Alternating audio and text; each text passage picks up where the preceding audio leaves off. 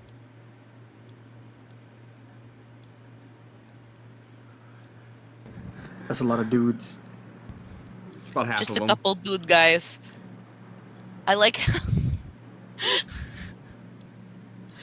Oh man, all I'm thinking of is Star Wars. Yeah, they kind of look like What Ewoks. is range of this? Okay. Okay. Time to Google Ewok. You've seen them before. These what? Space I don't think these pandas. look like Ewoks at all. They look more like Jawas, is what they look like. Jawa. Jawa.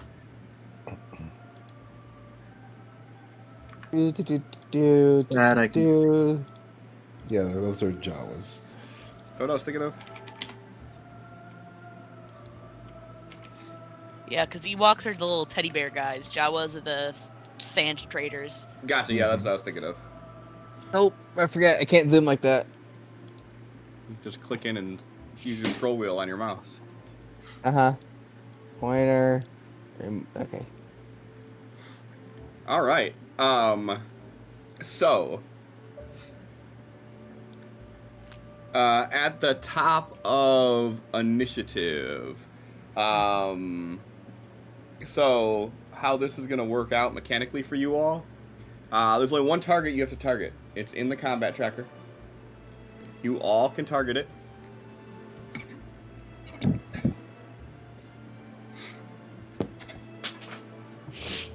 May as well.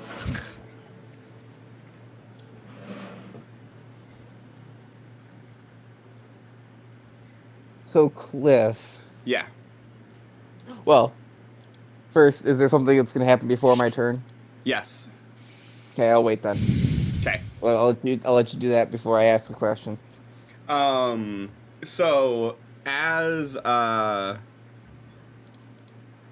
the fuck are all my effects at?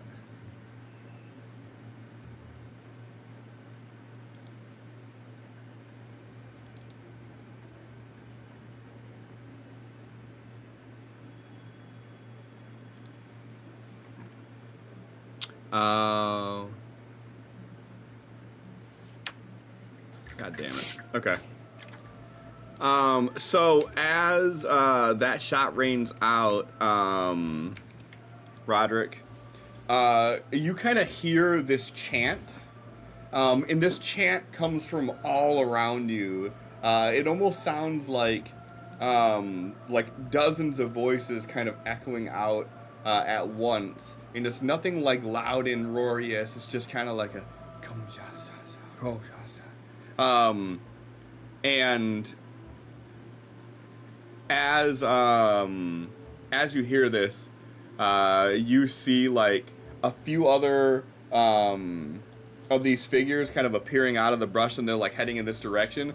And like as this chant goes out, you see like all their heads sort of snap to you at once in like one motion. They all kind of Thrain. Okay, so I'm a cast Spirit Guardians.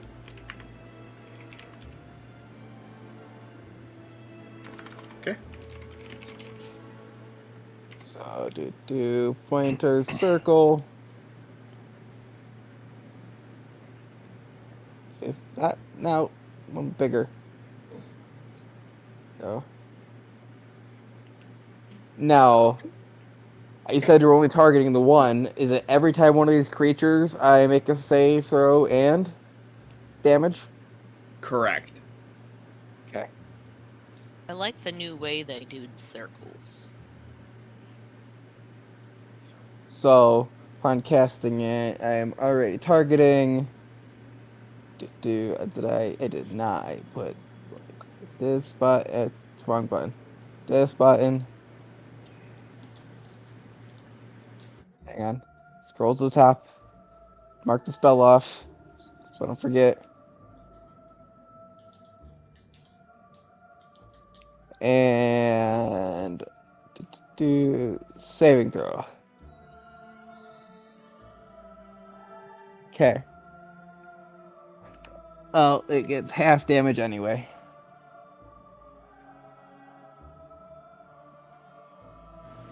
Okay. Question: with my deity, would that be radiant or necrotic? It would still be radiant.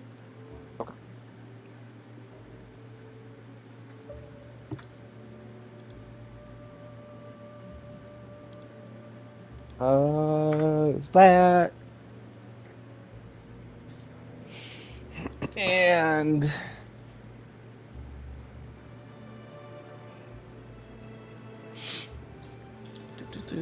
can't do that.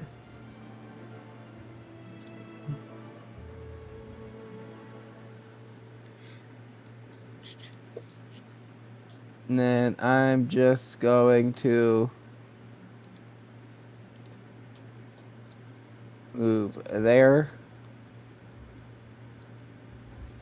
Circle, come with me. There. And then now or when they start their turn? You could do it now. Okay. 3 separate saving throws or just one? Yep, 3.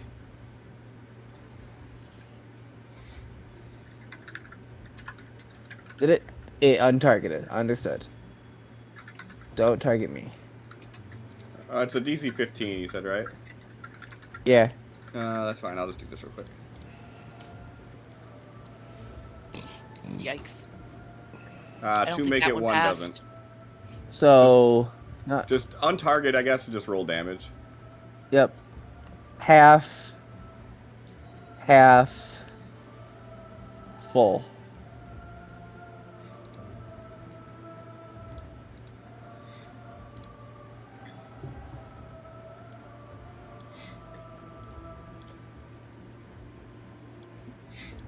Okay.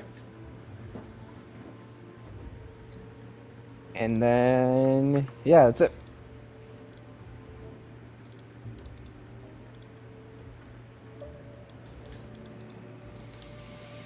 Okay. Roderick. All right. He's still. And then when I do that, you'll still see all my ancestors start pretty much just running around me. All with warhammers. I just really like to just imagine it's just that men they're like old people form, like sprinting old men just around. It would be ancestors in their prime. You're ruining Megan's Damn, fantasy. it's Alright. yeah, no, it's so much funnier my way. It is. I don't know if y'all ever played Mortal Kombat 3, but I picture them all running around like Cabal. Yeah. Yeah. Adam, to keep me honest, have you cast this before in front of us? He has. Okay. I have. Okay. You have seen my family run around in spectral form, running around me. Before. That's exactly what this is. That's exactly what you see. You've seen it once before, only once. Hey, Thrain, these things are all around. They won't touch you. They won't touch any of you. All right. He runs, does a combat roll past him anyway, just in case. It's like, I know what you said, but and then he is just going to kind of go back to back against Thrain because he's stayed in a crouch position, so they can be back to back. And then he is gonna yeah. And he is going to take some shots. Can you ping who you're aiming at? Oh, we have to do specifics. Okay. Mine's indiscriminate, so I know yours. Right. Is. no. Which way is Thrain currently facing? I guess is the question. Down-ish. Okay. Down left. Down left. Okay, that's what I kind of figured. South Okay. left. Yeah, sorry, south left. And then Warhammer's out, shield up, ready to smack. Okay, so then if we're back to back, then that would Yep. probably make more sense for me to be here. And we are going to shoot at what's ping now? I don't know. The button. So go up to the top thing. It's the fourth button from the left.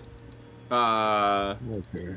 So yeah, this guy. If you do hold space and double click, you can do it too. Okay. Well, this guy first. Yep. He is going to load some different ammo.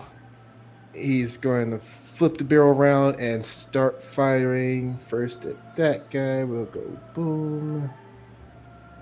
As lightning shoots out from his barrel. Yep. And yeah, you hit him and he's still coming towards you. Okay. Then we will fire the other one at the same guy. Never mind. Can I have you make a wisdom save, please? Okay. Boom. Wisdom. As you miss that shot, you hear this voice in the back of your mind saying, "Walk with us." And you are compelled to walk towards the target you missed. Any movement you have left, please spend it. All right. Let's see. That's for 3, so should be. Oh, I gotta take this stupid thing out. Boop. 1, 2, 3. It should be about like on the line. Yeah, I'll see you. 1, 2, 3. Yeah, so about here. Okay. I'm trying to calculate because if I'm back to back from 3, I spent 3 to get there, and then that means I got like another 3. I want to yep. say. Yep, that works. Okay. All right. And then you changed bullet, so that is your bonus action, right? Mm-hmm. Okay. Nell.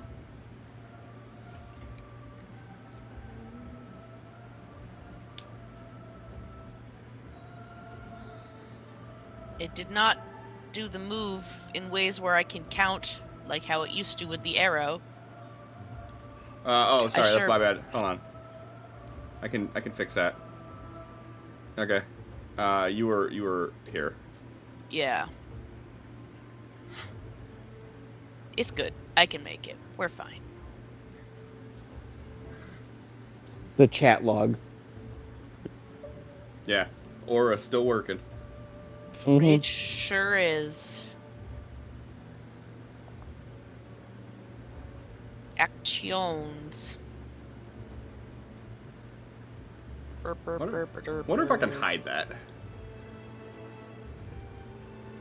I mean, unless you guys want to see you doing that. Nah.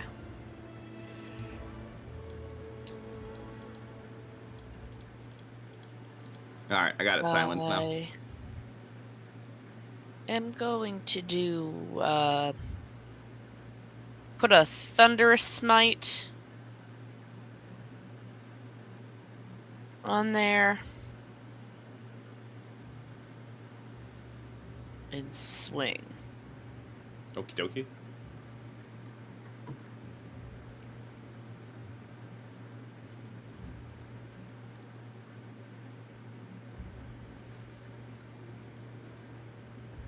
I think it hit. I think it hit. Yeah. Make sure you actually put it on there. I didn't see you put it on there. Put what, the thunderous smite? Yeah. Yeah. I did not know. Because I honestly never know which button to click. And I panic. It's the human with the sparkles, probably. There's 2! Effect damage to D6 thunder concentration roll self. Okay, that's the one. Yes. I'm gonna do that. And then Put a divine smite in there. okay. I always forget that you can. I was about to ask if you can do both. They're doing it. They're paladining. Paladin. Uh, It's just time to saying. see that I fucking don't- bullshit damage that fucking John used to do. Hey. Hey, I I don't didn't think even this use my person's level gonna 2 survive. slots. Actually, I probably should level 2 the one Alright, of them. I don't know. It's hard and stupid. I'm gonna ignore it. I felt this shit firsthand. I don't think it matters. I sure did just like destroy the horde. Yeah, you did pretty good damage to that. Yeah. Hell yeah. Resistant to some of that, of something. Resistance to It lost I don't 10 think it damage. matters. Not that. That's all you got, bitch.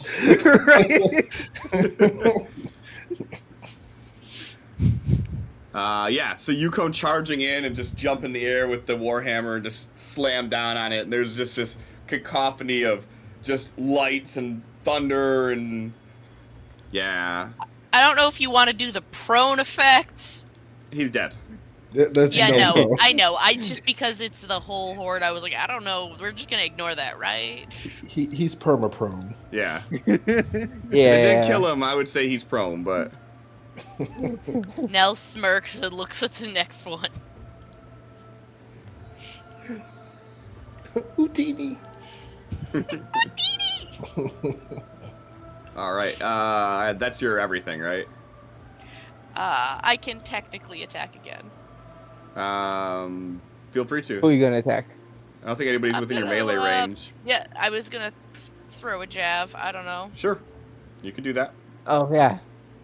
You have ranged weapons. I sure do. Or is it a ranged weapon now? Because you lost one. Hold space and double click on whoever you're throwing it at.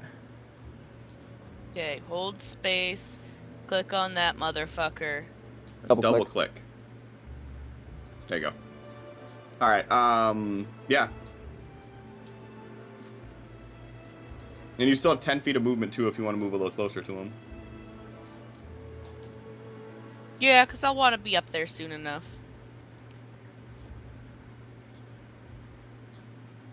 Sup, bitches.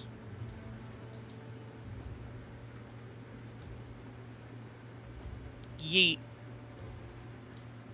That is a hit. Nice. Merp. Barely scratched him. Super easy. Barely an inconvenience. Esmeralda.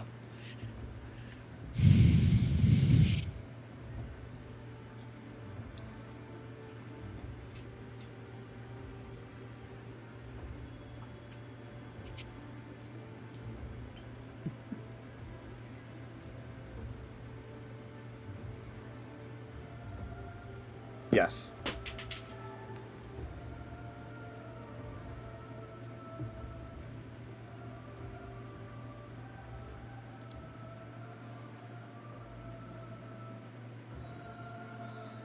Yeah. There you go.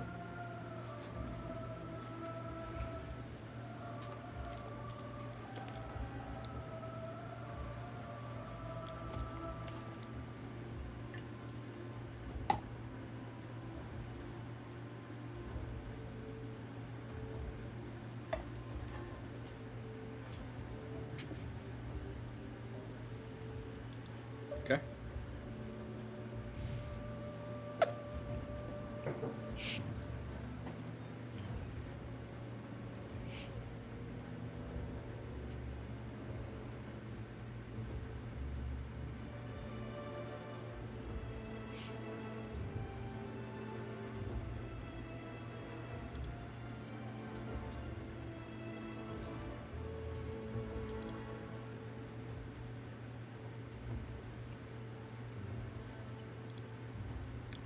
It depends on which one you're doing. If it's something you got to cast on them to do an effect, you do it before.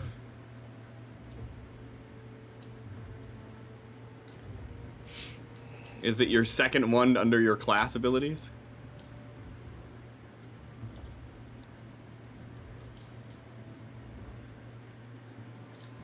you would roll. Everybody that's within range of that would have to roll the save. What's the range of it? Jesus Christ, 30 feet.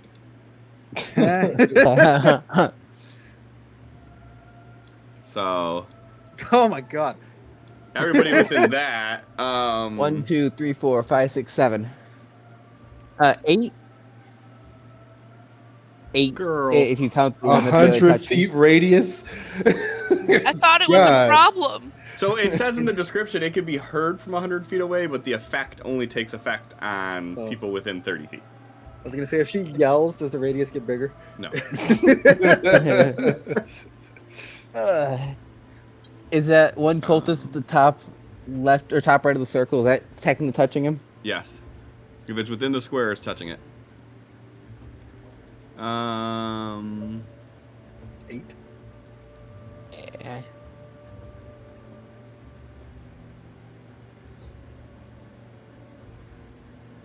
Stay right where you're at. Don't meta it. So hold on.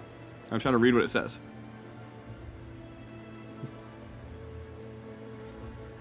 Everyone fucking dies. You won't be able to do anything else with it just yet. Because to do the second effect, you got to do a bonus action, and you giving your Bardic Inspiration was a bonus action. So you don't have your bonus action. You use your action and bonus action. But while this is still active on yourself, you do get to make any performance check with advantage. And then on the next one, you can make, as a bonus action, you can make any one target do the save.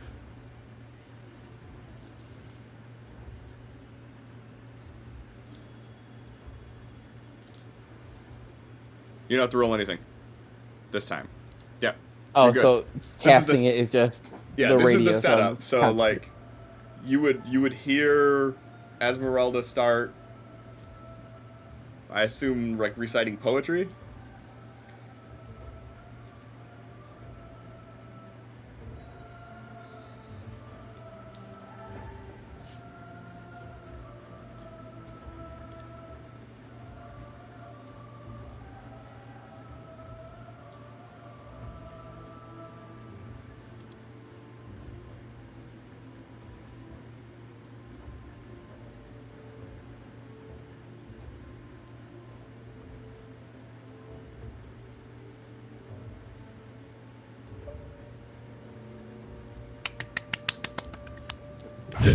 And you all would hear, anybody within the circle, you would hear this almost like reverberating in the back of your mind as she's reciting it. Anybody outside of the circle could still hear it, but from inside the circle, like the effect is like in stereo. Like you're hearing, it almost sounds like she's Brain whispering melt. right next to you, even though you know that she's away from you. That's players, you guys too. You would all hear it the same way as anybody else within the circle. So luckily, Roderick's not in the circle. All right. Say, She's a witch. Burn her. yep. He's like, she's doing the witch thing. Thrain, I'm telling you, this is the witch thing. So from your distance, Roderick, you just hear her reciting this poem as like she's like walking slowly like towards the cultists. Desmond. Yeah. Desmond is going to run, slide in front of Esmeralda, aim a gun. Actually, looking at all of these around him as he pulls out his gun, lowers it, takes a vial from his jacket, drinks it real quick. Then he is going to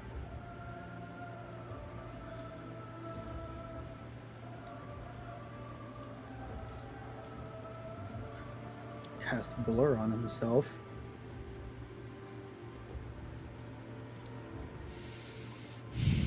Then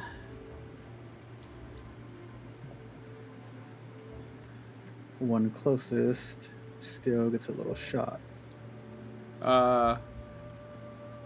wouldn't drinking a potion be a bonus action? He cast the spell. Oh, the blur is the The potion. flare is the drink. Understood. Yeah. I thought it was like you were doing one of your elixirs, and then No, my casting elixirs blur. are actions. Okay.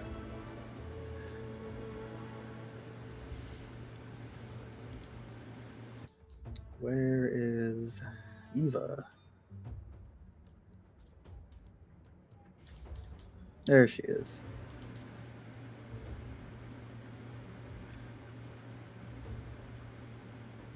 And you do have bardic inspiration on you too.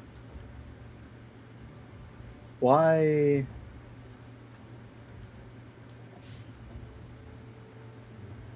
Why did that roll 2? I They added both the the bardic inspiration. Did it? Yeah. Yeah, look at the I think line that right dog above it. loves you. Okay. There's just so much love in Wilbur's eyes as he looks up at you. Mm-hmm. It's melting my soul. I would say a 33 hits though. Yeah. All right, target the horde. Yep.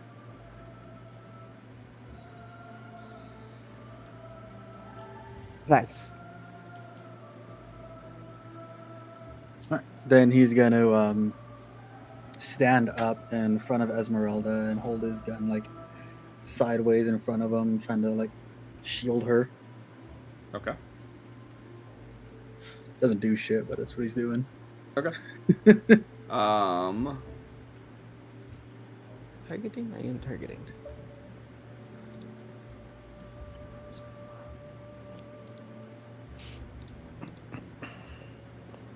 Thank you.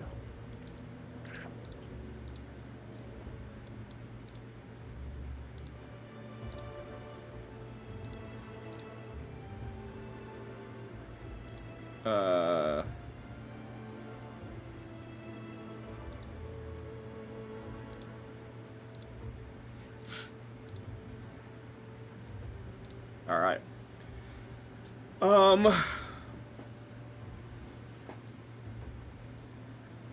Two of them are going to make an attack on Thrain. Understood.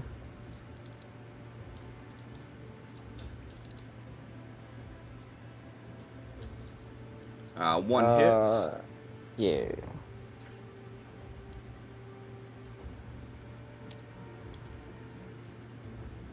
Oh, fuck. But you maintain concentration. Yeah. Yeah, dude.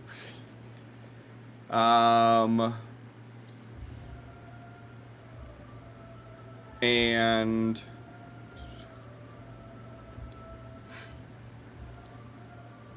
Which ones did that? Which ones attacked me?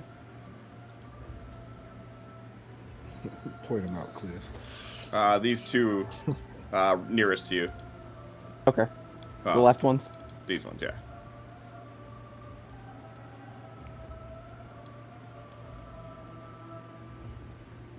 Uh, 10. Okay. All right. Two are gonna make melee attacks at Nell. Missing a hit.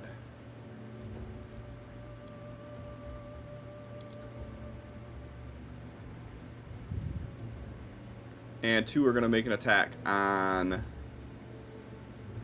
Desmond. Both of those Disadvantage. should be at disadvantage. Okay. So we'll call one that. So one hit.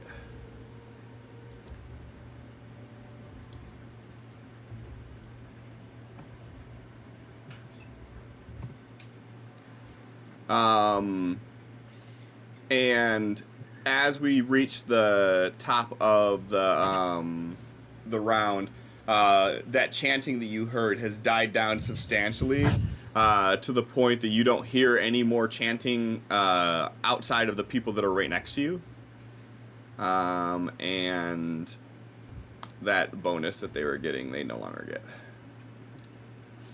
because their numbers have dwindled so much. Right. Back up at the top with Thrain. I'm using one of the charges to maintain my concentration One of the charges. for my artificer infusions. Flash of genius. Nope. This is something that I've had since like level 3, and I've just haven't been able to use it. It's his mind sharpener. He has 4 charges. Anytime he fails a concentration, he can use one of the 4 charges to maintain it instead. And what do you get it back at every long rest or something? Get 1d4 charges back at dawn. It's kind of crazy.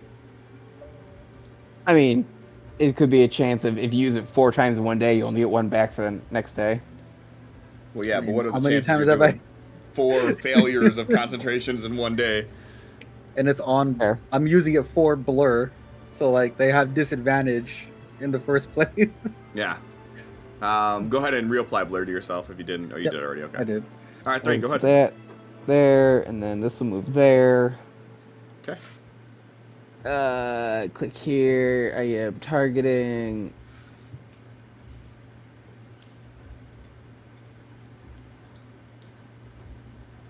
They failed to save. I saw a thing pop up for you. That Yeah, you Matter. can actually see that. Yeah. Yeah. Faithful fanaticism possibly triggered. You're not supposed to be able to see Possibly. shit like that. You Nice know to what? give you little reminders about their skills. I got so little of these guys left. I'm gonna use it. So faithful fanaticism says if they fail the saving throw, they could choose to succeed it. So they succeed. I can only do that once per Okay. round though. Hey. so both I'm gonna untarget. Yeah. Both of these are halved. Yeah.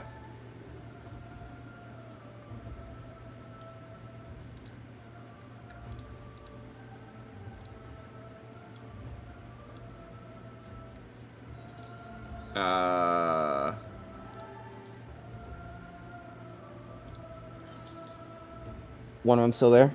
Yeah. Okay.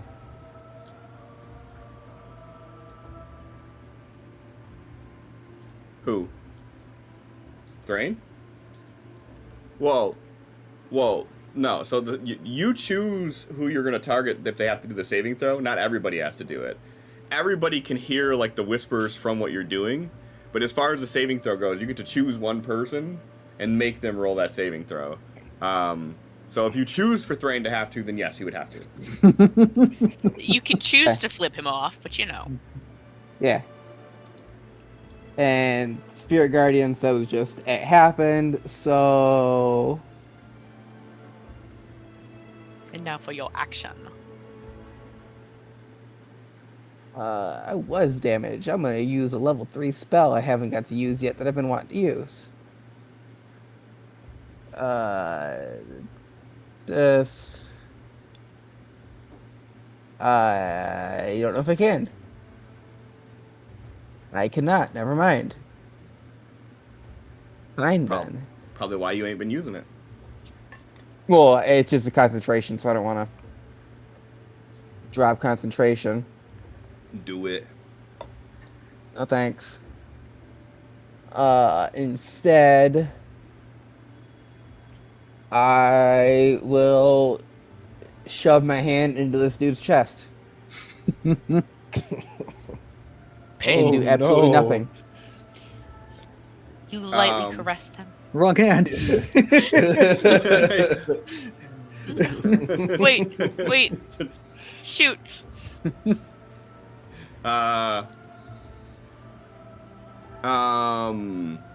Give me a hang on. wisdom save, Thrain. That was not the save. That was just confirmation.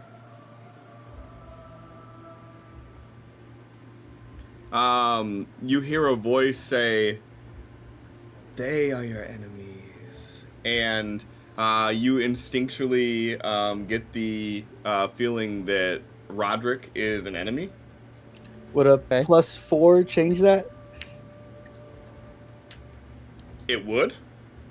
Are you? Can you do that from there? Uh-huh. He's within 30 feet of me. Sure.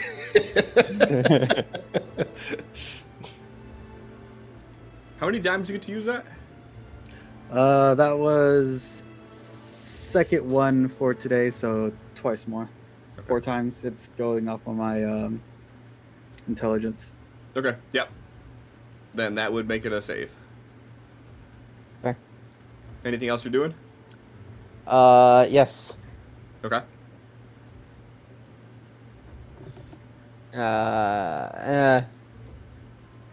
No. Okay. Never mind. I had an original plan.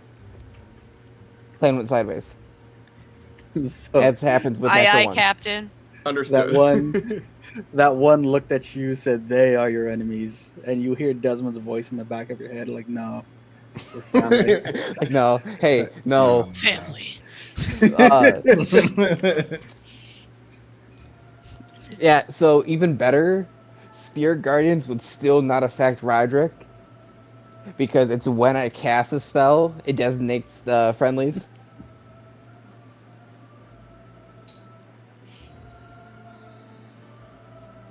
They would still be affected by it, which would make it even better.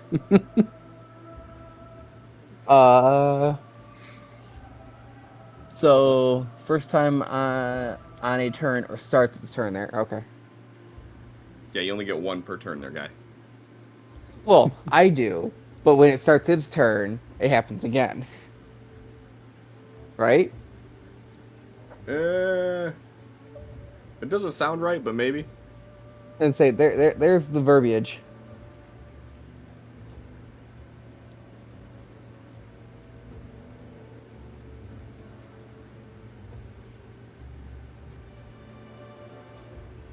Yeah, it says on a turn. Yeah. Okay. That the end of your turn? Yes. Okay. Roderick. Roderick, so you hear a voice in the back of your head say, walk with us, and all of a sudden you just feel compelled to walk, and you start walking, and then all of a sudden you see Nell just run up and bah! And then all of a sudden, like, you just get this mental clarity, like the voice just goes away instantly. And then they just run off and start chucking javelins at people and shit.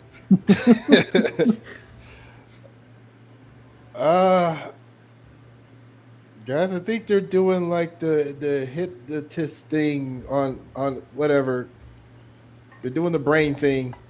If you look at Thrain, you'll see him look at you, grip his warhammer real tight, and then look back at the cultist.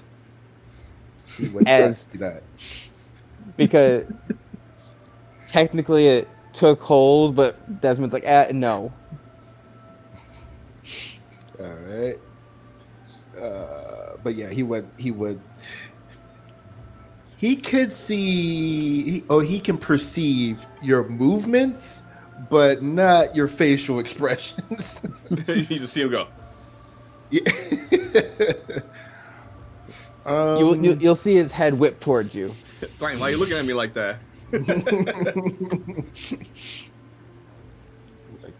like I will make you one of your ancestors, motherfucker. Don't come at me. You be running around your kin. I was like, he running with him. Like, I guess I lost. Shit. So he is going to pop his echo right here behind this guy. Cliff, Right there? Yep. I just remembered I had it. What would it take to activate the primordial shackles? I believe that was an action, wasn't it? Is it? Okay. Because that was my chat gave me, the fate thing. Oh my god. That would be. Yeah. Yeah, that would just be instant. You could just do it. Yeah. So at the end of my turn, I'll let that out. Sure. Okay. Yeah. So these chains just kind of rip through the ground and wrap around the legs of the guy in front of you. It's all enemies, all hostile NPCs cannot move more than 10 feet. Was there no range on that? Prevents all hostile NPCs. Okay. in You the done world. played yourself, Cliff. I promise you, this does not bother me one bit. I know, it's just funny. In this fight. I've had it for so long. I'm like, this was just supposed to be like a next fight thing, and I keep Yeah, forgetting like, about it's supposed it. to be a one and done thing, and then been carried over for so long. It'd been dope if you did it like as fight started. It's like, okay. It only lasts Played around though. yourselves. All right, you pop your echo. What you doing? So he pops the echo. He is going to put one of his guns away, pulls out the sword, and with his loading action, he is going to like slip in like 10 gold into it. And the idea is that he's going to charge the sword, and at the same time, the Echo's sword is going to charge. But of course, only one of them is going to work. Yeah. He is. I mean, it shares your to- weapons and everything, so that makes sense. Yeah. So he's going to then shoot at the one that the Echo is beside. Okay. So we'll go boop. Really? Ooh. Give me a wisdom What the- save. Fuck is happening? What the fuck? All right, whatever.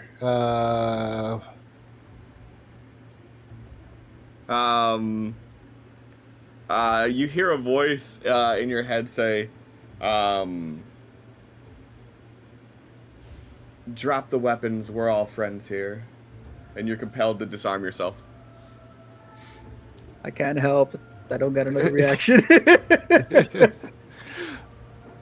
All right. He's going to. You do not regard these guys as hostile. Okay. What about the Echo? The echo is you. All right. Drops his weapons and. You still have another I guess- action. You can still do whatever you want to do with that, but like you don't feel that these guys are a threat right now. He's gonna pick his weapons back up and stand there then. 'Cause, like, You're not picking the weapons back up. does he have like? Does he? I'm guessing this is like he's not aware of what's happening and. Right? Yeah, It's yeah. not- You're basically Okay. charmed. Okay. All right. That's his turn then. And you do not pick the weapons back up. They're on the ground. You said whatever I wanted. That's not Well, a hostile thing. If you have another action you wanted to do, like I don't know if you wanted to do anything like drink a potion or anything like that, like you could wiggle it around, but like dropping the weapons was a very specific thing for a reason because it takes I you have out a of the fight for a question. little bit. Yeah, All right. Because his echo's so close to him, yeah. and he said that at the echo, technically. No, you said it at Is that- Roderick because Roderick shot him. Okay, got it. I was like, wait, does this mean my aura should do a thing? Never mind then. Do you want to use any movement or anything? There's no hostiles around. No point to. Okay. Now, you hear a shot rain off, and then all of a sudden you would see Roderick just like toss his shit on the ground. You see the Echo just toss his sword on the ground.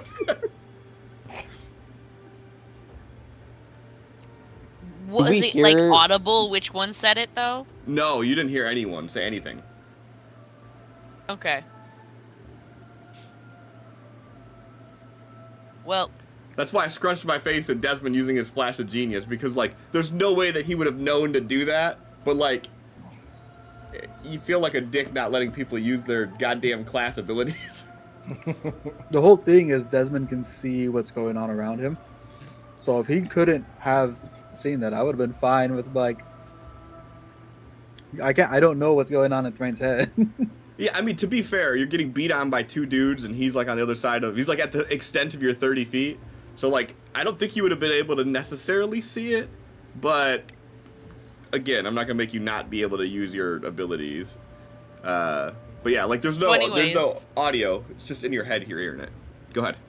step one, this guy, Yeah. we're gonna swing with the divine smite. Yeah. Yeah. Yeah. Fuck him up? No. Oh. No divine smite. I thought you had a Swing battle again, axe for some but- reason. I have a battle axe, a great axe, and a longsword. I've just been using the longsword lately because it's like closer to my spells, which I'm usually down near Okay. for button poking reasons. Okay. They do the same damage That's fine. generally, anyways. So I was like, I called out the Warhammer when they did the smite last time.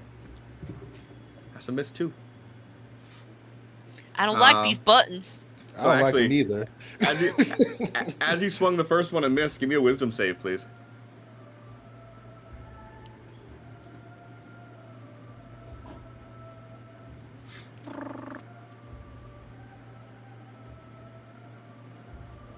All right. Yeah. Okay. Any movement, bonus actions, anything like that? Or is the divine smite a bonus action? That's just a thing you can do, isn't That's it? just to happen. Yeah. Okay.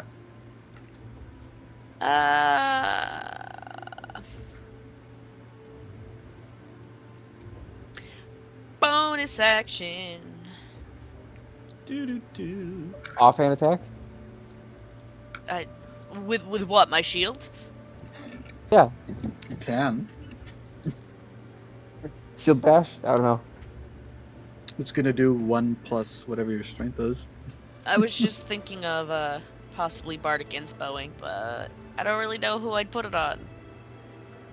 Yourself? You can't. You can? You can't bardic inspiration in yourself. One creature other than yourself. Oh. Literally anyone else in the party? Yeah, with the Yeah. exception of some of the bards can convert bardic inspiration into a move for themselves, but outside of that, bardic inspiration has to be for someone else, not you. I'm thinking I'm gonna put it on Desmond. Because he's got two boys around him. Yeah, you do. So target Desmond and click the button.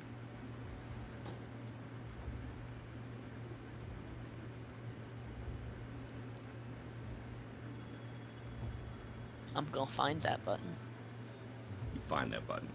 You click Get that you button. out. All right. Esmeralda.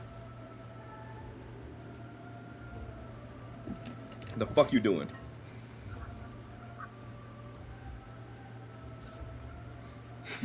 That's Read what you're what supposed we to be want. doing while other people While are everyone else going. does it.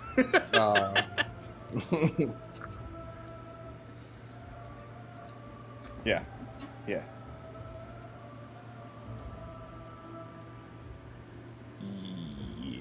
Yeah.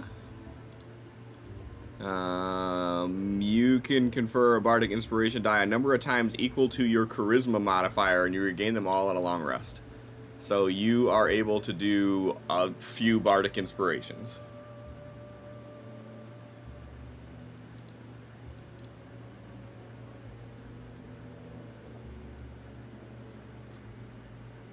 Also, remember you have your spell up, so I think that requires a bonus action for you to Yeah, your use. spell needs a bonus.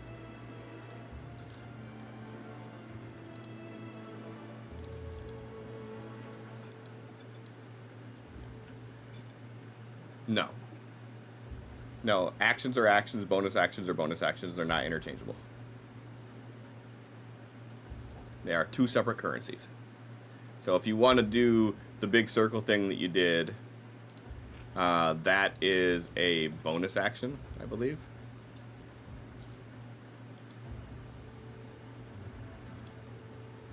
Yeah, so you can choose one of them and make them roll the save. And, yes.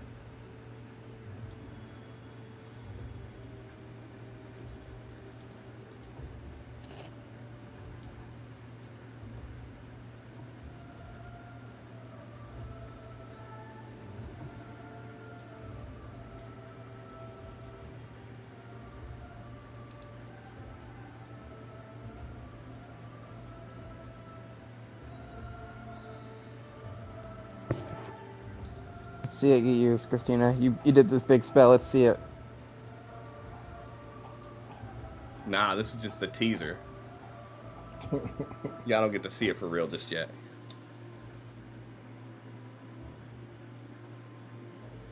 Y'all don't know I'm setting up Christina to be the BBEG.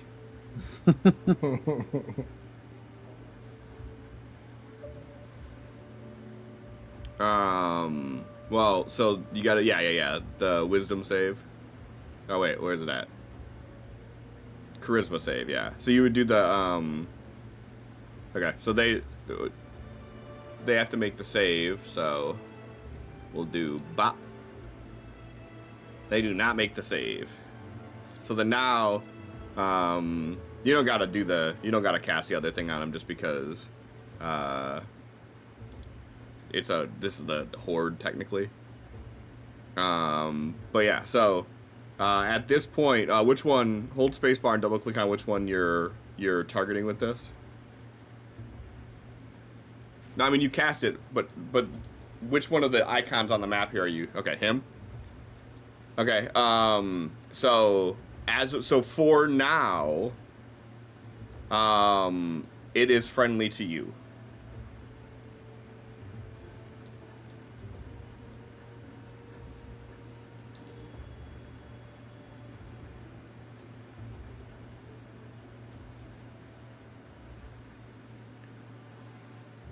So when you cast it is when you would take down the spell. On the bonus actions that you can do, that does not count another spell slot. You could do this every turn as a bonus action, and it doesn't count another spell slot. I don't think this one counts as a spell slot either, because this is the one that she can do once per day. No, I think you're thinking of the other one. This one is an actual spell. Well, yeah, but it's the spell that they got. What? To cast it was an action. To activate it is a bonus action.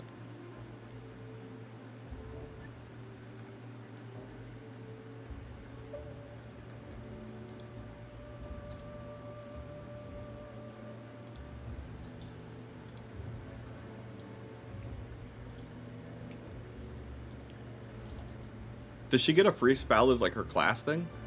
No, it's because of the feat. Remember, she got that one feat that gives her a free spell to use? I don't remember shit about her character creation. I'm looking right now.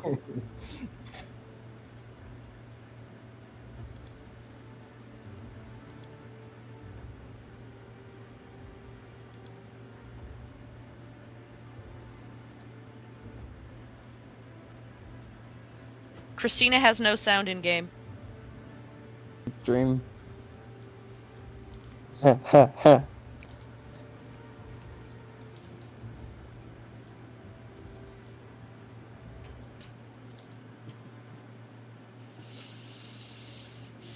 Yeah, when we did my usual, I unmute and stuff, Christina was muted because she was doing something, so I didn't catch it.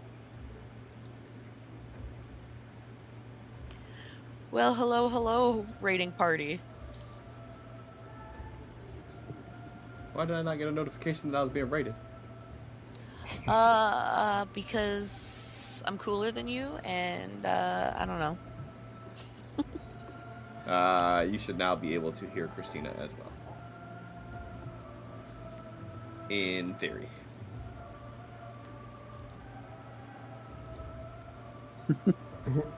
Yes. Nope. I don't understand how this one works. Cliff, the I can last ask you. one under level 2.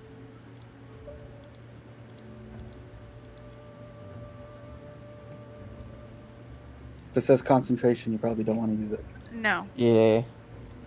What's your question about it?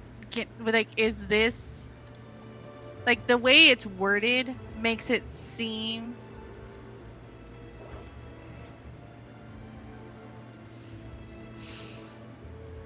so it makes it seem like there has to be an existing. Yes, there does have to be an existing. That doesn't work then. So if someone has like a torch or something, you could use that. Mm-hmm. Stab a bitch. To the Raiders, stab 'em. hi. My Twitch is not showing anybody rated, and it's not giving me anything like that, and I have no chat updates or anything. I see Megan saying, "Heyo," but I don't see anything else. I see Horror and Harpy is rating with a party of 10. What the hell? Why am I not seeing this? Because I'm cooler than you. So Why are just you seem seeing like- the things on my stream, but I can't see the things on my stream? Am I the only one seeing it? No. Yes. I see it if I go Oh. into my stream manager. It's the only place I see it. So hey, thanks everybody for rating. I appreciate you coming in here. And this is a name that I don't recognize. So welcome, welcome, welcome. I hope your stream was well. And 2-second recap of this is our 48th episode of this campaign, which is like the third campaign in my homebrew setting. The entire world, the entire lore, the entire everything is all kind of homebrewed and has been heavily shaped by the players throughout these multiple campaigns. So this is the fourth, isn't it? This would be the fourth campaign in this setting. And Arrogus? Yeah, or fifth. Because we had like 2 from Adventures from Amethil and then 2 of Quest and Cliffhangers, right? So this is 4th or 5th. It's been a hot minute. This has been a fairly well fleshed out Established worlds. world at this point. So Well, in this world, this is my third character. If we're counting the short little one-off that we did, no. then fourth. Okay, so we'll say 3rd. Was that a hit? That is not a hit.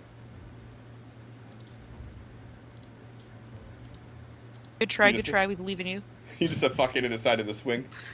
Yes. You gave up on that pacifist thing real quick. Right. Yep.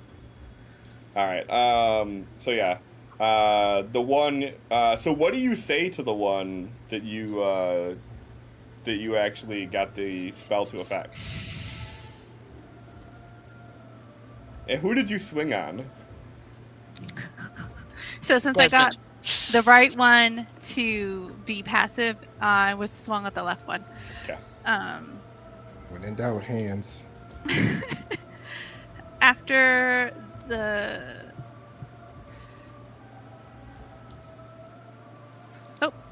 oh, interesting. Okay. After getting my spell to work with him, I am going to just whisper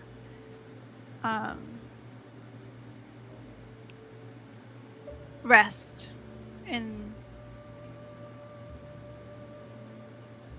then as soon as that's done, you're just going to see me take out my sword and take a swing at the one next to him, trying to avoid Desmond, and with me trying to avoid him just completely like Sure. miss the whole thing. Give me a persuasion roll with advantage.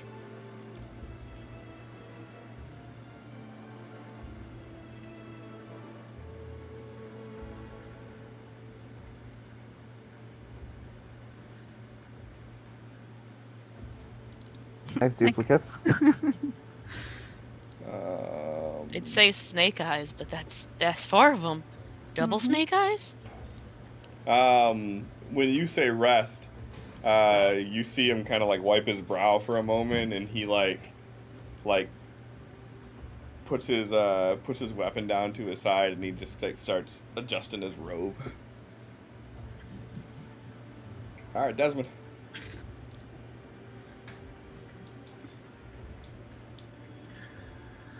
Alright. He is just gonna swing.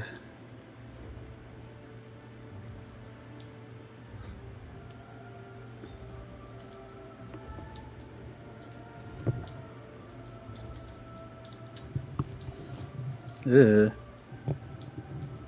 Oh, that does not hit. Alright, then after the swing, he's going to hold it up in the same direction and just pull the trigger. In his face. Right. Excuse me, sir. Can you hold this for me?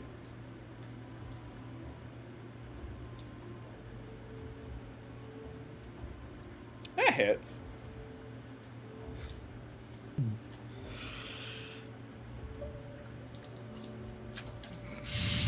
Yeah.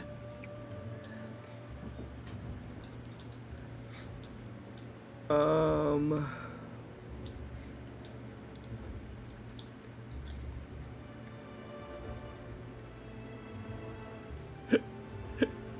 He does not drop.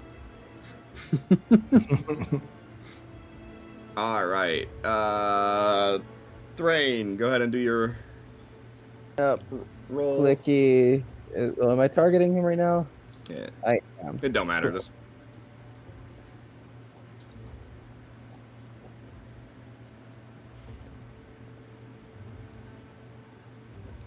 All right.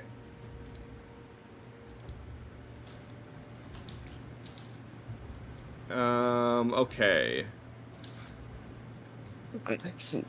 How my brain sees that happening is, you know, those videos of people swinging a hammer at the same nail in perfect And synchronization. Oh, I just see them as they run by, just hammer on top of the head. I hate it. Like the railroad spikes, where it's just like Mhm. tink, tink, tink, tink. Except Hate it. it's just running in a circle, and there's just one after another just smacking them on top of the head. All right. One swinging at Desmond, two swinging at Nell. Desmond. Disadvantage. It misses. And Nell.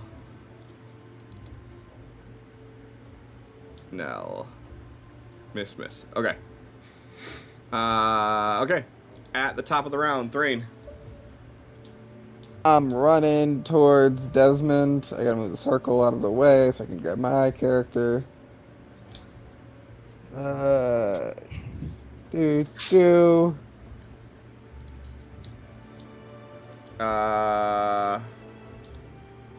Go ahead and roll it for I both want of them. There you go. Esmeralda, your effect immediately ends. Not targeting.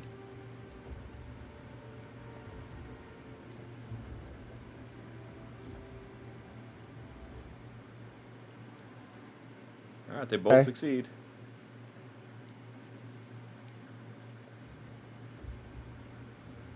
Oh, whoops. That's halved. I forgot it automatically untargets.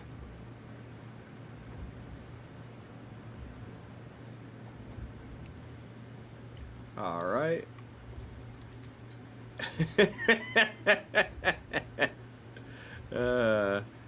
So they both die. That was 20. Seeing them both just drop, I'm gonna start running. All right, next people. Actually, you know what? That was a free action because that just happened. I'm gonna dash. Okay. Let the ancestors do the hard work. Come say hi over here.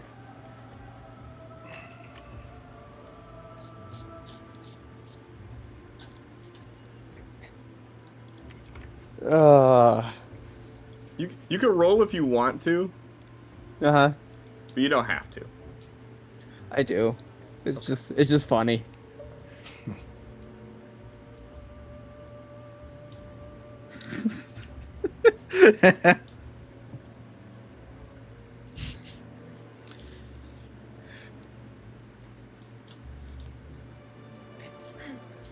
Hey. Oh, they had 1 health.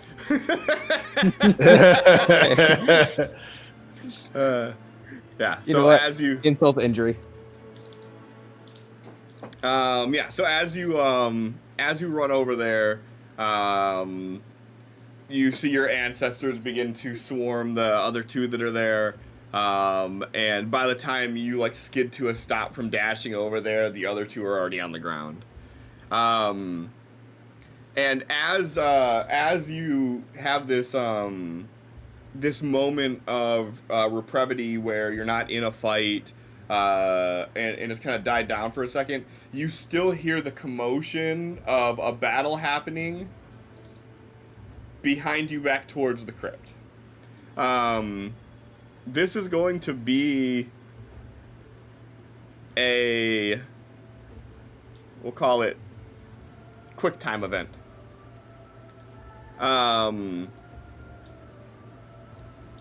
Roderick, Nell, Esmeralda, and Desmond,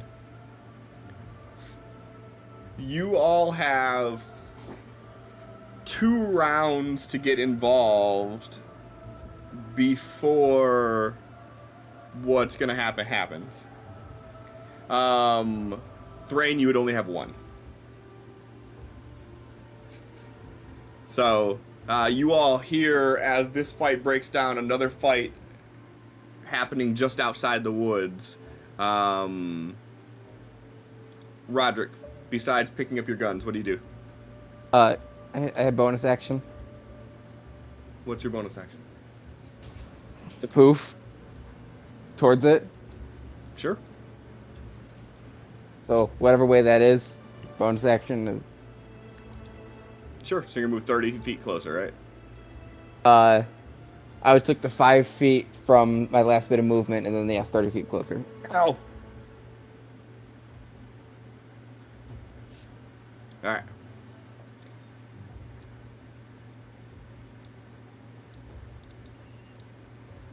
Poof.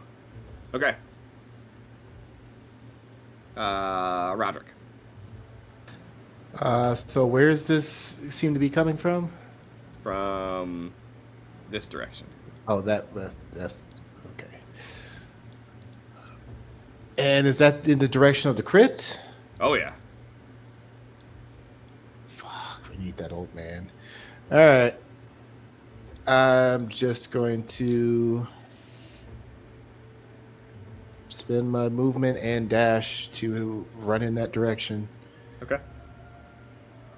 So it doesn't tell me how far, but So 60. yeah. Okay.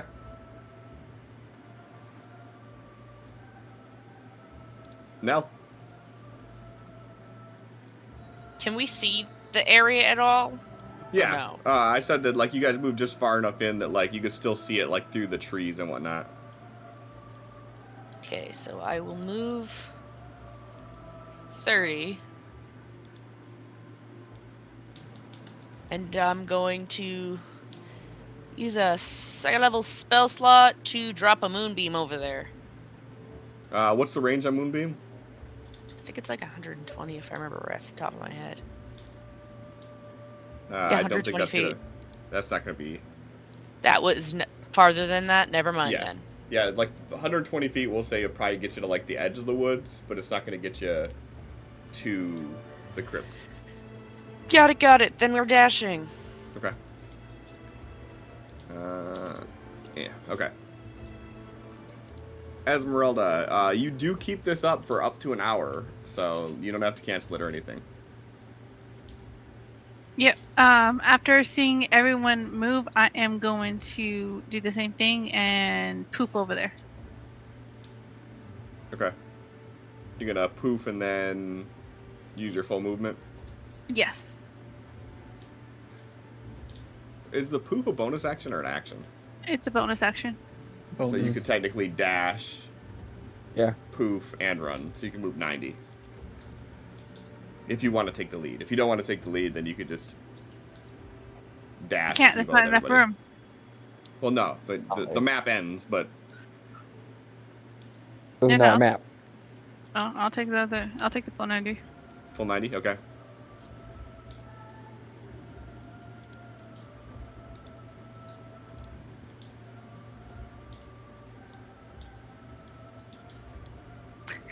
I disappeared. Desmond. Are we just doing one round right now or both? Just one. Okay. Then taking his first potion of flight. So that's going to be his action. Doing full movement, then bonus action going to poof forward another 30 feet. What's the full six- movement with flight? He's not flying yet Oh. Okay. because I think flight's just like 10 feet. Yeah, Okay. it is. So he's going to get 60 feet forward, and as the action, drink the potion. Gotcha.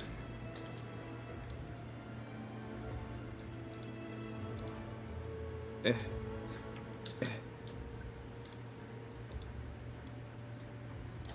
Okay. Yeah, that potion is very scary over chasms. No, it's not. All right. So at the top of the round,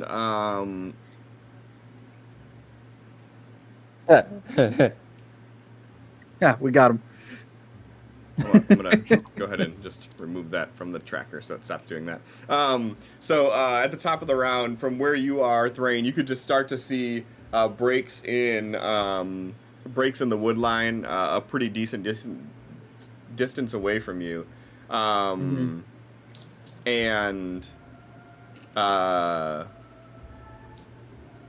you could start to see some more cloaked figures moving towards the crypt. I'm gonna move movement and then poof. Okay. That's 55 feet. Am I within range to be able to see someone with like 120 feet?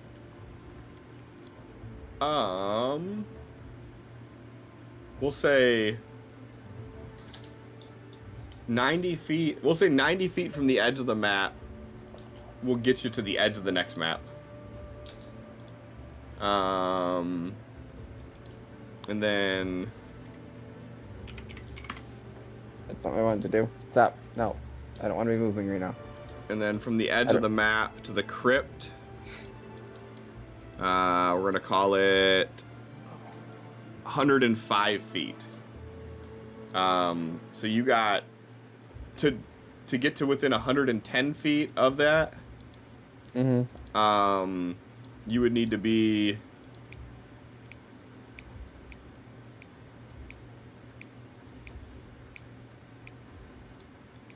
Can you see the arrows outside the map or no? If my thing was big enough, I could have. There we go. Navigation. Hang on. There we go. I got this. Okay. Are we doing phrasing? You'd have to move 5, 6, 7, 8, 9, 10 more squares before you're within 110 feet. 120 feet? 110. 110. So You need 8 more 120 squares. feet? Yeah. Okay. So 8 more squares. Yeah.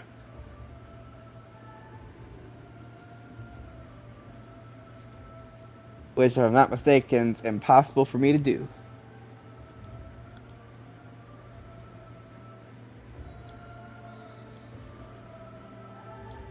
Okay. But in that case, I'm going to dash and get the extra 25. So, extra 5.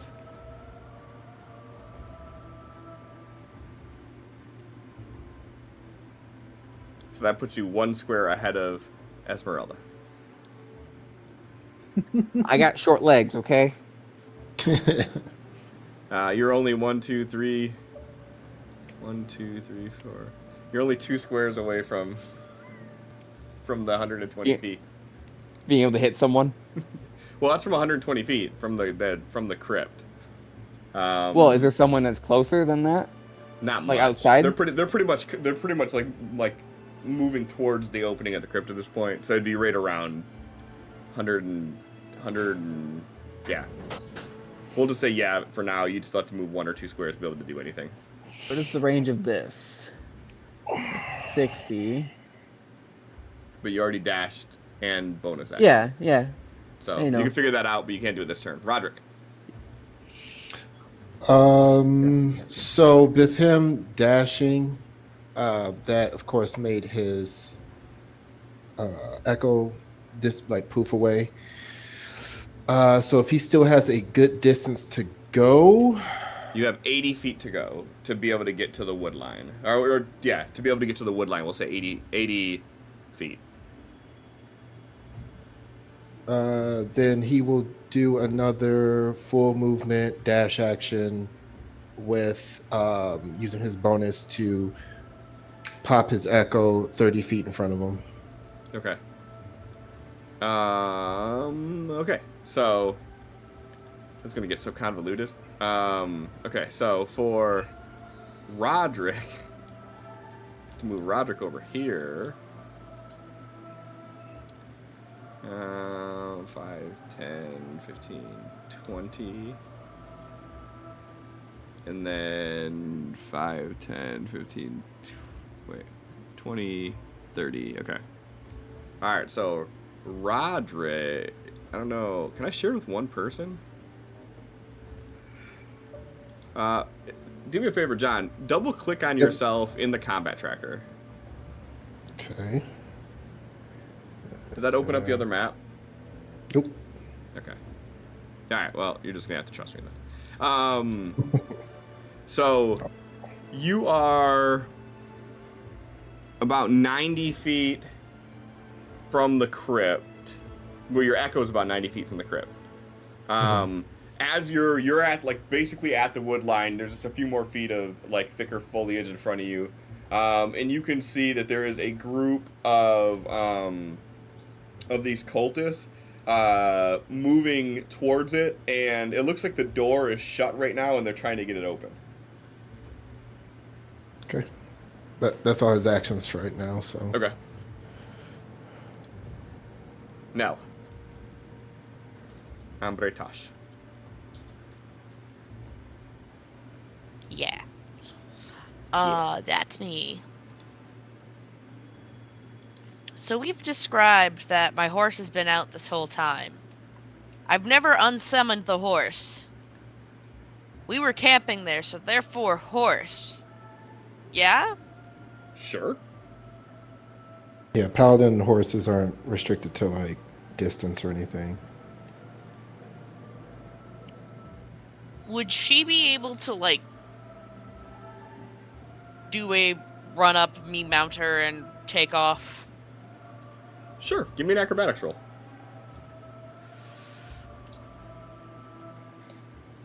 This is gonna be interesting with the new arm. Not a problem at all. Listen, Hisway and I are completely intertwined. We know. Yeah. Especially So after the conversation you guys had. Also, I've fully read the fine steed stuff, and I can just talk to the horse and it understands me. Can you understand it though? yeah, you can't understand. Yeah, it. they're basically of one mind. Yeah. So the horse moves at 60 feet regular pace. So if you were to dash, you would be able to make it there. Yep, that's what's happening. Okay. So now I got to do fucking math. God damn it, Megan. You're welcome. 120 feet. Yeah, 120 feet. It's 80 feet from here, so you'd have 40 feet with inside there, so you would be at you would be there. Okay. So you are about 65 feet from this group that is trying to get into the crypt, and they're like pulling the door open of this large stone door. So you can see them within 65 feet of you. Does the horse dashing count as me using my action? Absolutely. I just wasn't sure how it works because I've never actually used a mount in D&D, to be perfectly honest. Yeah. When you're on the mount, like you were acting as one. Got it. Do you have bonus action? Not that can do anything. Okay. I mean, I guess I'll give Roderick a bardic inspo. That you can do.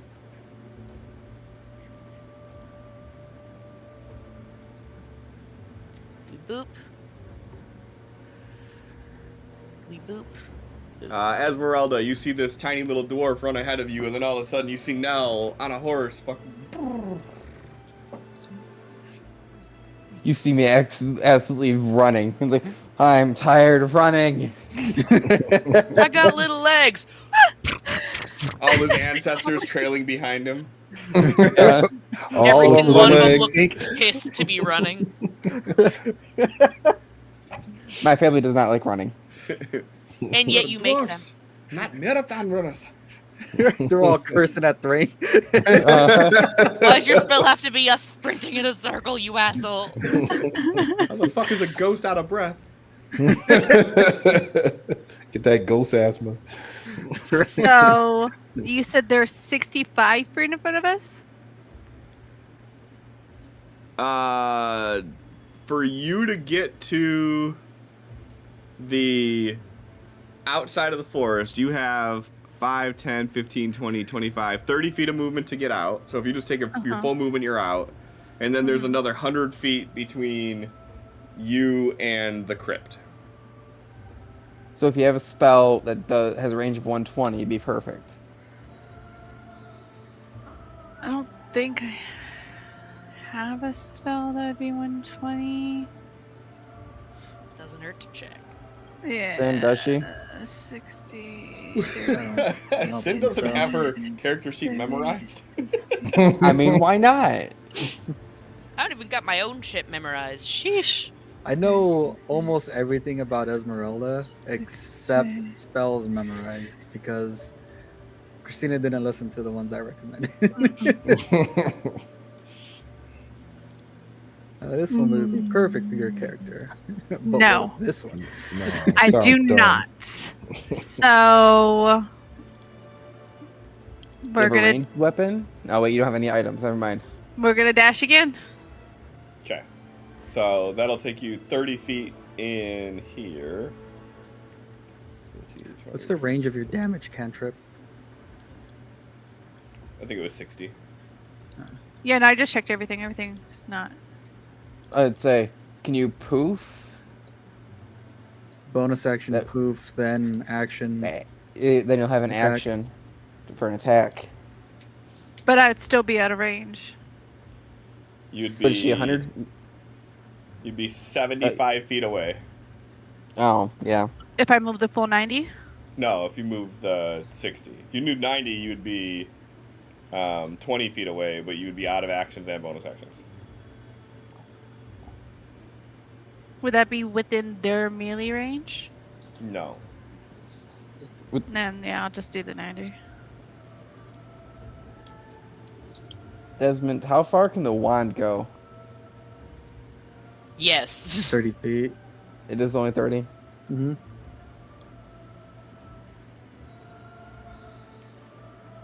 All I right. thought the wand was 60. I must be thinking something else. I think the wand is 60. Hold on. I think the wand's in action though, and Well, instead of dashing, oh yeah, it is 60. So you because can't you bonus action Eva? It's a can. Just to intervene? I mean, I can. I'll be there eventually. Because like I'm not So- throwing myself in. You're 60 feet from the edge of the woods, and then another 100 feet from the crypt.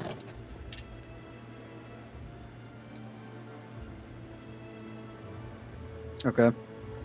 So. Okay. So he took his potion of flight already. So while running, he takes his second potion, which is the boldness.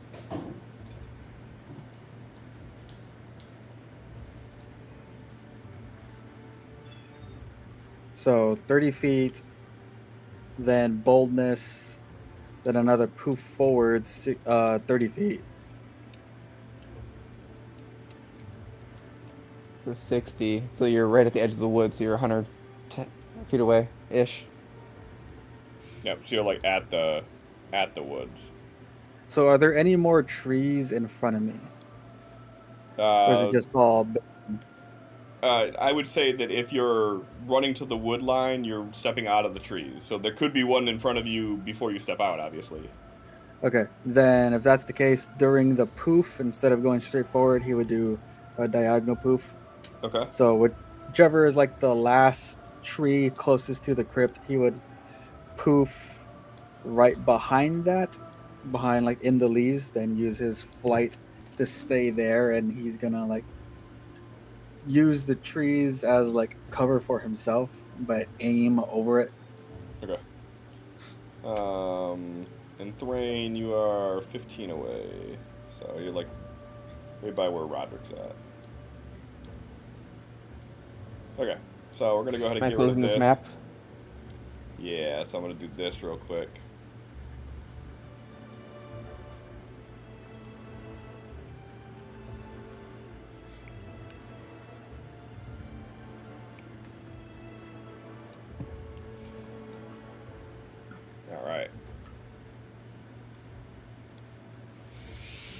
All right.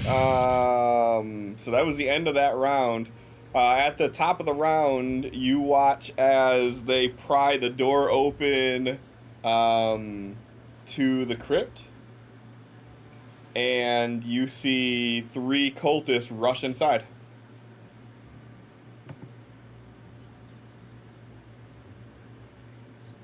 Thrain.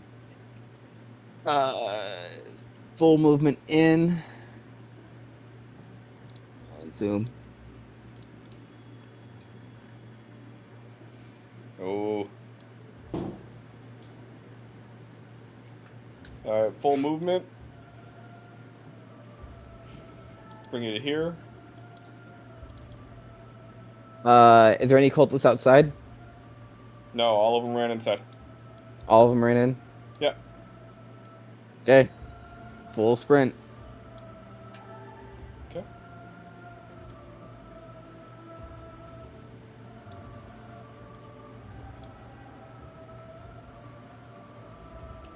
Uh, do.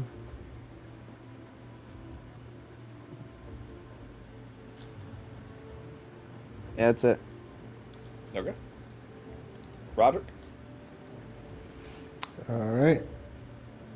How far away now? Because You're 105, 10, 15, 20, about 120 away from the crypt.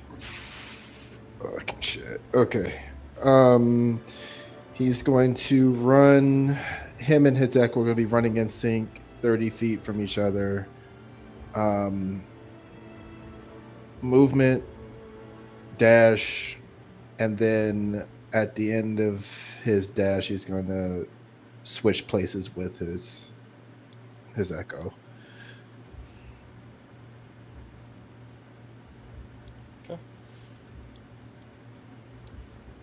And that is... Alright, so you're you're about 30 feet from the entrance to the crypt now. Like, as you're getting there, you see them peel back the door and all charge inside. Okay. Nell. Nell's gonna call, "Hey, dumbasses! The runes aren't in there!" While, Horsey go nay for that movement.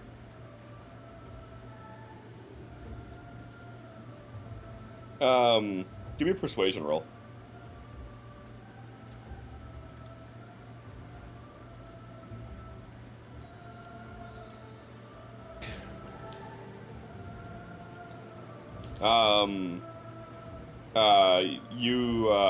As you say that, one of the cultists stops and turns to look at you. So 2 of them are inside, and one of them is standing, like, at the doorway.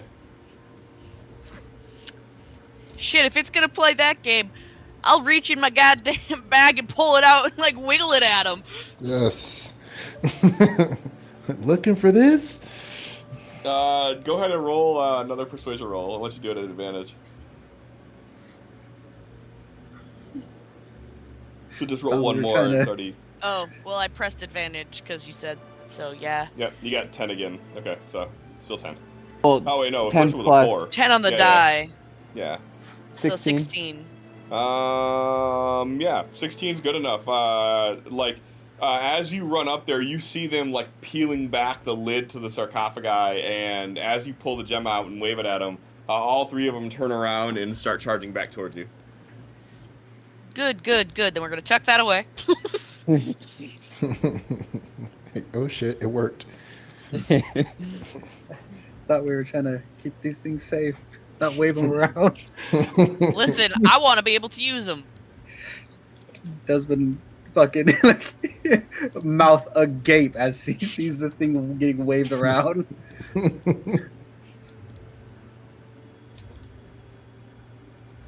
All right, so you just did your movement. What else are you doing? Fuck this guy in particular.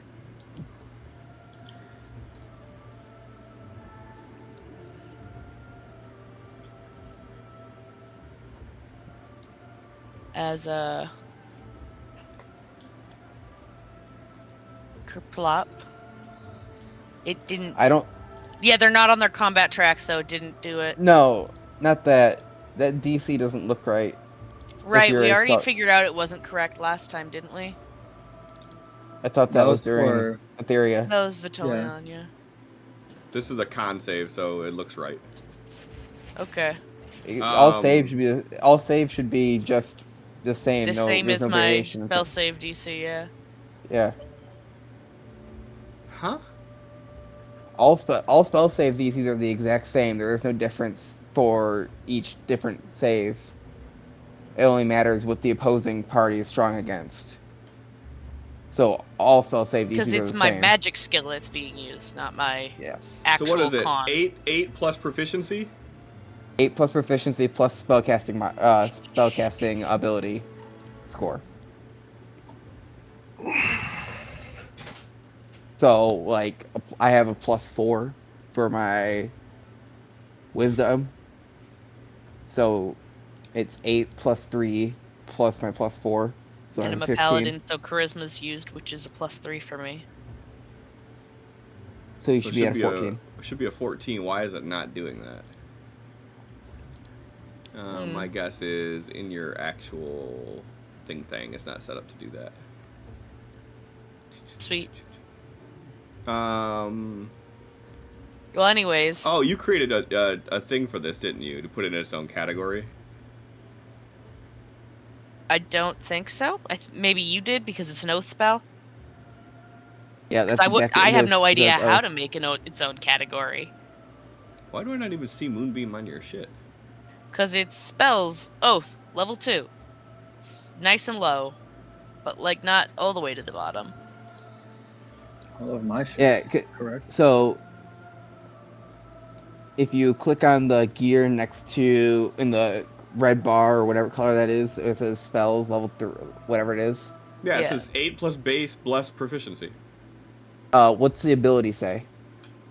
It doesn't. Yeah, make that charisma. There you go. Because that's determining, that hey, guy's there's gotta no skill. Kinda, Yeah. Yeah. So they all got to do con saves, which they have no I didn't mean to do no, that. just one. Just didn't one mean to would do have that. to, because it's, yeah. Did and it now it's load just the die or panicking. no? One of I those mean, times they're just considering- chilling. There they A go. 10. So no, he did not make it. Sweet, sweet, sweet. So what is that? A 10 And foot? Or at 5? I believe it's 5. 5. Yeah, it's 5 foot radius cylinder, 40 foot high. Okay, so Sure, big yeah, fuck you he can. beam. They can. Yeah, Okay. And how much damage does that do? me. Ka-chow. Yeah, he Why dead. did you do that? Oh, you had a divine smite still prepped apparently. I was like, that's not right. Moonbeam. That would just be the 10. 2d8. Yeah, he's dead. Sweet. and that stay is right there. I'm assuming that's right in front of the door at that point. Yep. All right. Esmeralda. Hello. Okay. We are going to. Nope. Stop. Stupid. No, You're you. gonna no stop. Okay, there. We're moving there. So my circle moves. And target mode. This guy. And boop. So he has to do a saving throw. Yeah, he ain't gonna make this. He did not Bonus make it. action. So he is friendly. That What are guy's you saying dead. to him?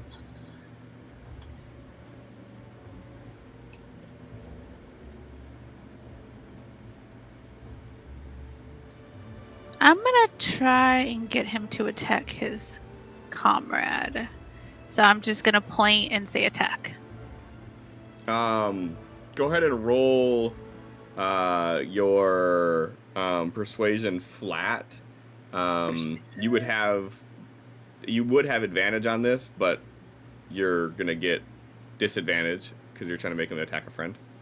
Okay.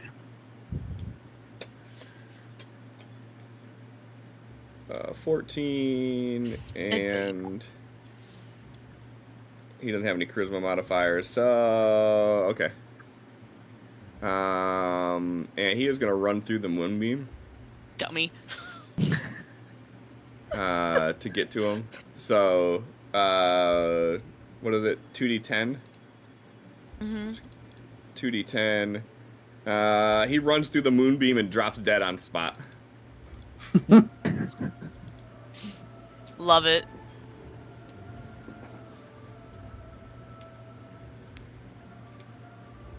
Anything else you do on your turn? I still have an action. Okay. What is the range on this one again? This one is 30 feet.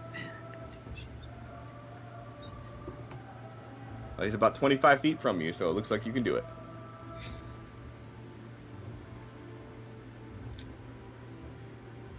Let's do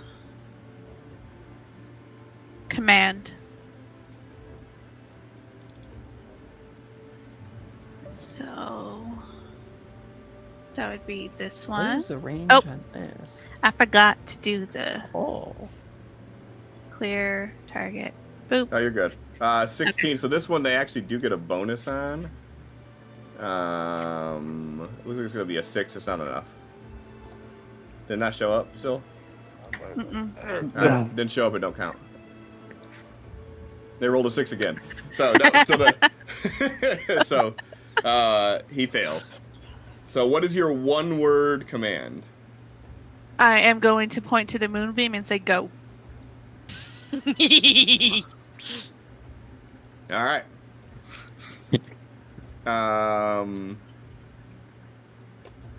He does not die. Oh. Desmond.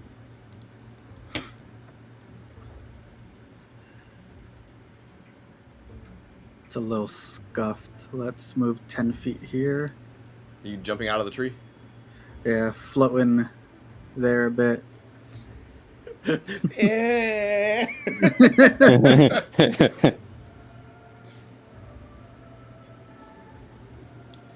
Then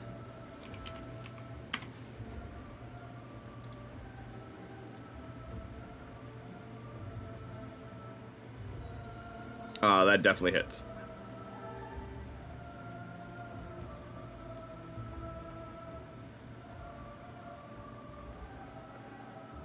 Yeah, he did.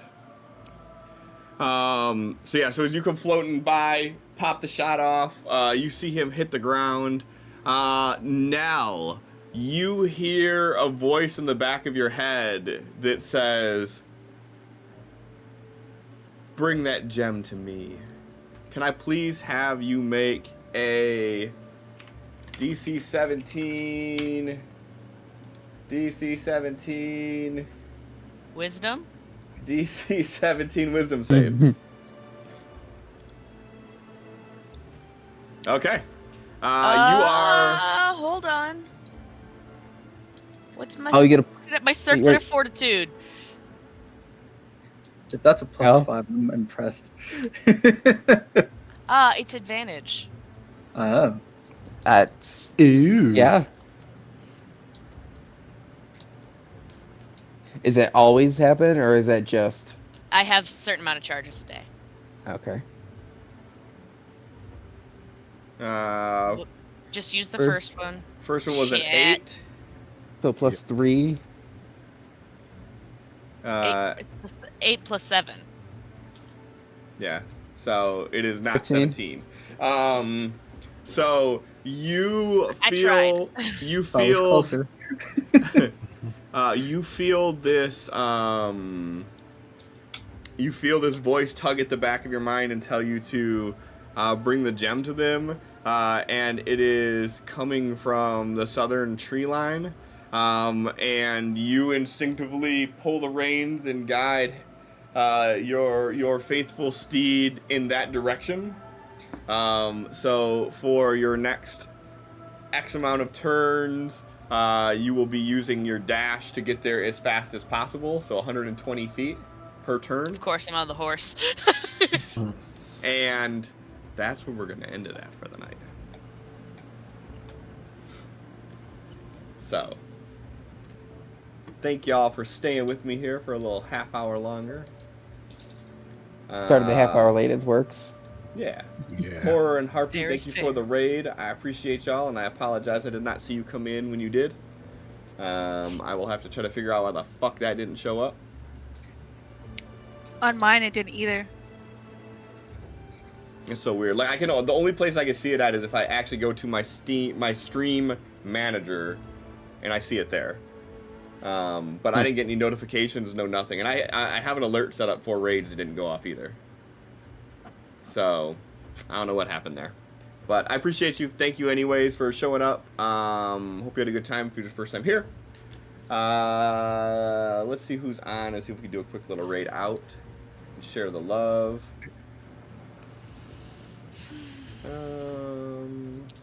Oh, that looks so cool, but it's not in English.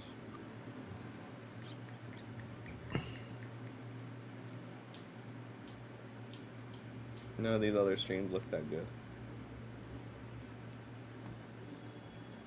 Nat One and Done's on. They've been on for 4 hours to 18 minutes. They are totally going to end as soon as we get there. Immediately leave. Immediately leave. Let's see if we can find anyone else real quick. Seriously, Twitch needs to show how long they've been streaming for on the fucking page. Like, right on their main page.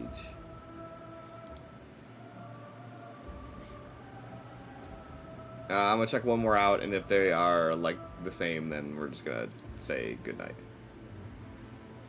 3 hours and 30 minutes. I'm gonna risk it. They look like they're invested. Plus, I like the name. We're gonna read out to Attack of Opportunity. Thanks everyone for hanging out. Next week is next week. No, it's the 11th, right? So next week we are here. Yes, we are. Okay. So Monday we will be doing our final of the first wave test of my custom game that I have been working on, called Strange Days.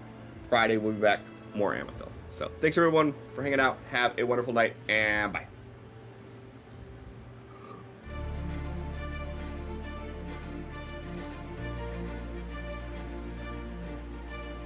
Before Megan falls asleep.